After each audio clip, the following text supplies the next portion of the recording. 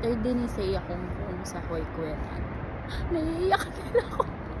Kasi umiiyak siya. Aware na siya mga doon sa fact na iiwanan ko siya. And nakakaiyak. Pero mapapatanong pa kung dapat ba mag-Huaycuenan or bahay na lang kayo pareho. Pero naisip ko kasi wala man lang siya kalaro sa bahay. And I'm just praying. Kasi nakapasok nga siya dun sa school na gusto ko eh. Nakakaiyak. Nandun pa lang kami sa pinto, ayaw niya nang bumitaw sa akin.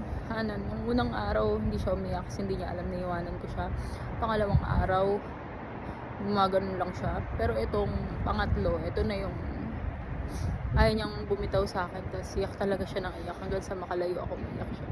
Pero I hope tumahan din siya kasi ang daming toys at mga kalaro. Nakakaiyak. Ganito din ba kayo? Let's just pray for our children na maging maayos sila doon. Okay?